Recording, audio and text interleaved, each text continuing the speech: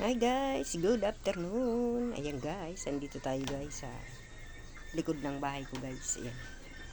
Nagduduyan-duyan tayo guys kasi napakainit guys. Pero parang uulan siya guys. Parang uulan na parang hindi. Ayan, napakainit. Yun mo? Parang nagbabadyang uulan. Diba? Kaya nandito ako guys. Dito ako sa may puno ng niyog. Ayan yung niyog.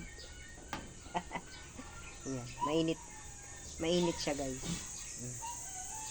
Pero hindi naman kainitan. Dito tayo. Nilatag ko ito guys na itong duya na ito. Kasi sabi ko, dito si mama, magduyan-duyan yung nanay ko. Kasi senior na siya, ang init doon sa kanyang kubo-kubo. Kanyang pahingahan.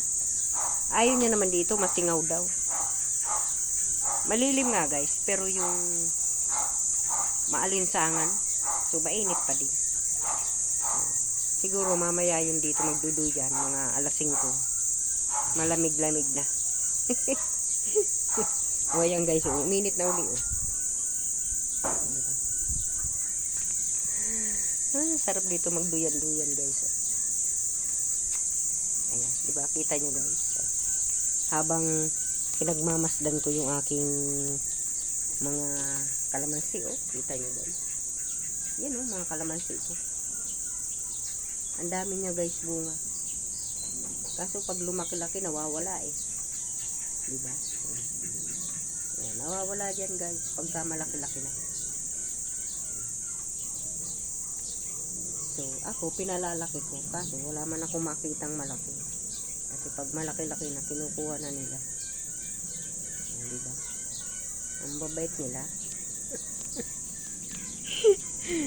Parang ako lang taga-dilig, taga-lagay ng lupa sa puno para lumusog na mamunga. Yan guys. Pag mabunga na, wala na. Nagawa na silang sausawan. Tuyo at suka. Tuyo kalamansi pala. Ayan guys. Yan. Yan. Yan guys. So, mayroon ako ditong yan. Anong tawag dyan? Papaya. Pero parang payat siya guys. Ay, parang hindi ito mamumunga. Ayun yung aking niyog. May bunga na siya guys. Kasi parang ang bagal lumabas yung bunga niya. Parang ang bagal niya lumabas. Dahil siguro sa lagi kong binabati. Parang nahihiya siguro lumabas yung bunga ng buko. Ganon. So, diba? Siguro, wag na nga muna tayo lumabas. Lagi tayong binabati ni Kaura. Ganun pala yun. O, diba guys? O, diba? Ang ganda-ganda ng aking duyan-duyan dito. Hindi to aking duyan. Hinihiram ko lang to sa aking utol. Sa aking brother. Yan. Kasi hindi naman niya ginagamit. So, sabi ko, paira muna ako. Para mapakinabangan. Aray nakalagay doon sa kanyang bahay. Kaso, siguro masikip. So, inalis niya. Tinambak niya doon sa Yes. Sabi ko, paira muna ako. Pero, bibili din ako nito pag ako may pera. Para sa ganun, hindi na ako maghiram. Diba? Maganda kasi yung sarili mo. Hindi ka mag-alinlangan. Masira mo man. O madamage. Sira na. Hindi damage. Diba? Okay lang sa'yo kasi sarili mo. Diba? Kaysa dun sa hiram mo. Pag nasira, nakakayang isa uli. Kahit pa brother mo yan. Diba? Tama ba ako guys?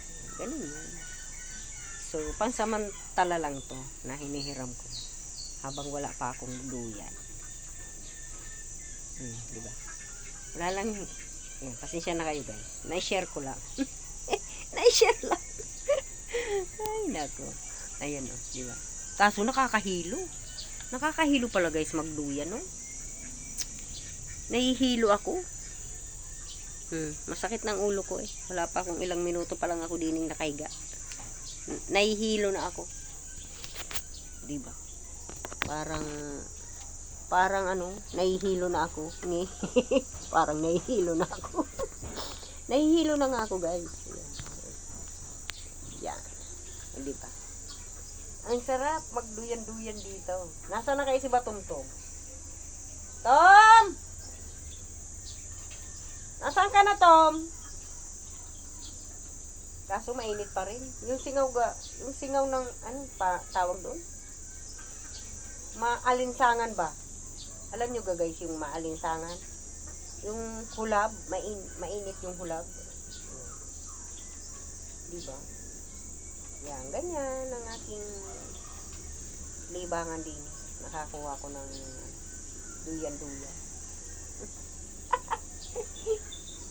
Iniram ko ito para sa nanay ko. Ay, nasan kaya si mama? Ayaw niya dito kasi mabaho daw. Kasi may bangbang dito. Alam mo yung matandang yun, ano yun eh, maselan ba? Maselan.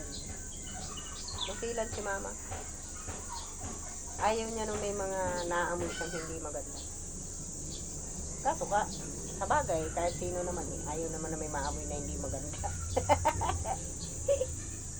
Diba? Yan guys, nakakahilo. Pero maganda sana, kaso nakakahilo. Ano ba? Gulo ko ano? Maganda pero nakakahilo.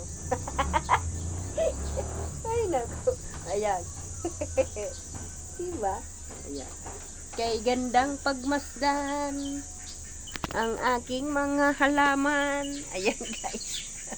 Ayan o. Diba guys oh? Ang daming bunga niya guys. Nakakatuwa oh. See? Ang daming limonsito. Tama ba? Limonsito oh. Ang daming bunga guys. Kaso hindi siya nalaki. Ba't parang yung pagkabunga niya ba? Parang matigas. Hindi kagaya ng ibang manipis ang balat. So ito parang ano siya?